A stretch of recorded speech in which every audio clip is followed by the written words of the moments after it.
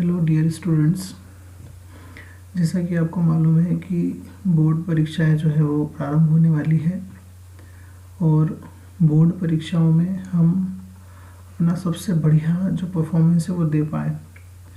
उसके लिए परीक्षा शुरू होने से पहले और परीक्षा के दौरान हमें क्या क्या सावधानियां रखनी चाहिए, कौन कौन सी महत्वपूर्ण बातों का ज्ञान हमें होना चाहिए, कौन कौन सी महत्वपूर्ण बातों को हमें ध्यान देना चाहिए, आज हम इस वीडियो में देखेंगे। तो देखिए, आपको स्क्रीन पे ये दिखाई दे रहा है कि परीक्षा में ध्यान रखने योग्य अति महत्वपूर्ण बातें। ठीक है, तो सबसे पहले पॉइंट नंबर 1 आप देखें, परीक्षा से पूर्व दिवस को समस्त आवश्यक तैयारी अवश्य कर लें। देखिए, जितनी भी हमारी महत्वपूर्ण तैयारियां होती हैं एग्ज़ाम के लिए, परीक्षा के लिए, उनको हमें एक दिन पहले ही पूरा कर लेना चाहिए। हमें किन किन चीज़ों की आवश्यकता होगी, जैसे प्रवेश पत्र, जो हमारा ज्योमेट्री बॉक्स होता है, पेन होते हैं, पेन वगैरह जो भी चीज़ें होती है उन सब की तैयारी हमको एक दिन पहले से ही करके रख लेना चाहिए। परीक्षा के दिन के लिए किसी भी प्रकार की कोई भी जो है आवश्यकता हो उसको हमें बाकी नहीं रखना चाहिए। दूसरा पॉइंट है, परीक्षा प्रवेश पत्र को प्राचार्य से हस्ताक्षर करवाकर अपने पास रख लेना चाहिए। बहुत सारे विद्यार्थियों की ऐसी आदत होती है कि वे क्या करते हैं कि चलो करवा लेंगे, बाद में हो जाएगा, इस प्रकार से करके न फिर जो प्रवेश पत्र है उस पर स्कूल के जो प्रिंसिपल है उनके सिग्नेचर नहीं हो पाते हैं। तो ये काम भी हमें क्या करना है, पहले से ही इसको करके अपने पास रखना है। अगला तीसरा पॉइंट जो है वो, परीक्षा में लिखने के लिए अच्छी क्वालिटी के कम से कम 3-4 पेन लेकर जाएं। विद्यार्थियों की क्या होती है, आदत होती है कि वो क्या करेंगे कि 2 रुपये वाला पेन ले लिया या कोई सस्ता सा पेन ले लिया। नहीं, हमें ऐसा नहीं करना है। अच्छी क्वालिटी के पेन से हमारी जो हैंडराइटिंग है वो भी अच्छी आती है और वो लिखने में एकदम अच्छा होता है।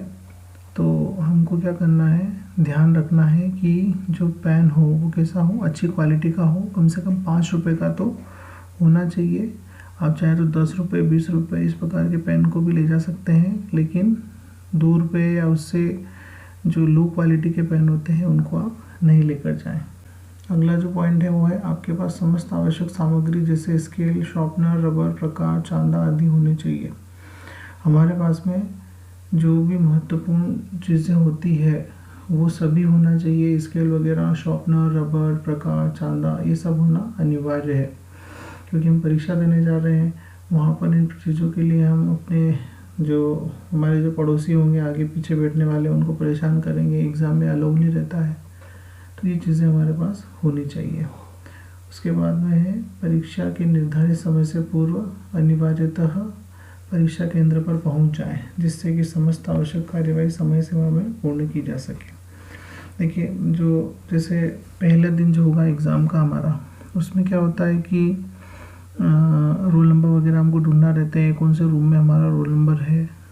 ठीक है, ये सारी चीज़ें हमारी जांच भी होती है परीक्षा केंद्र के बाहर। तो इन सभी चीज़ों के लिए, इन सभी काम के लिए हमको परीक्षा केंद्र पर थोड़ा समय से पहले पहुंचना चाहिए। ठीक है, उसके बाद में अगला है आपका, परीक्षा प्रारंभ होने के समय से कम आपको क्या करना चाहिए।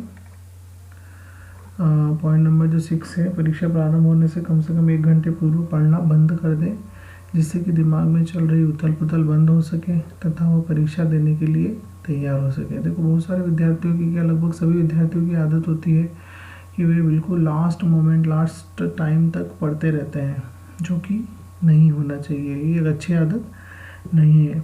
हमारा दिमाग जो होता है उसको थोड़ा सा रिलैक्स करना बहुत ज़रूरी होता है। इसीलिए आपने पहले जो भी पढ़ा हुआ है उसको आप यदि ठीक से लिखना चाहते हैं तो इस बात को बिल्कुल ध्यान दें कि घर से निकलने के बाद जब आप एग्ज़ाम सेंटर पर पहुंचते हैं तो बिल्कुल भी न पढ़ें। अपने साथ कोई कॉपी किताब लेकर ही ना जाएं, मैं तो ये कहूँगा आपसे। ठीक है, जिससे कि आपका दिमाग जो हो थोड़ा सा रिलैक्स हो जाए और आप परीक्षा लिखने के लिए, एग्ज़ाम लिखने के लिए तैयार हो सकें। उसके बाद है पॉइंट नंबर 7 जो है, हड़बड़ी के स्थान पर आपको रिलैक्स होकर कार्य करना है। ठीक है, एग्ज़ाम जो है वो आप ही को देना है, समय आपके पास पूरा है।